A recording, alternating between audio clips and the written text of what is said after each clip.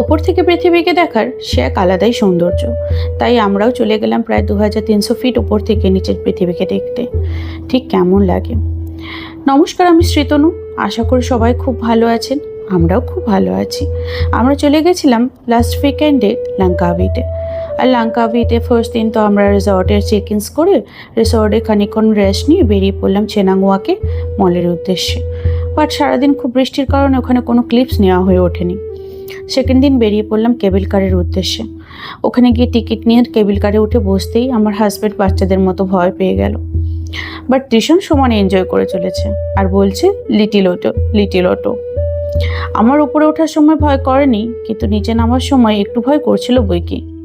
কিন্তু তাও কেবল কার থেকে ওই যে ছোট্ট ওয়াটারফল প্লাস পাহাড়ের উপর বেড়ে ওঠা গাছগুলো দেখতে যেন অপূর্ব সুন্দর লাগছিল। স্কাই ব্রিজে আর যাওয়া হয়ে ওঠেনি ওয়েদারের জন্য, স্কাই ব্রিজ বন্ধ ছিল। তো ওখান থেকে আমরা নেমে এলাম 3D আর্ট মিউজিয়ামের জন্য।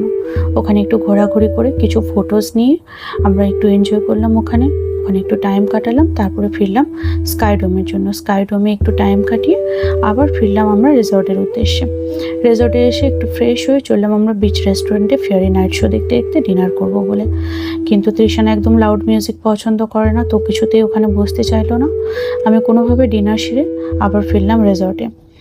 আজ তাহলে এইটুকুই। সবাই খুব ভালো থাকবেন, সুস্থ থাকবেন।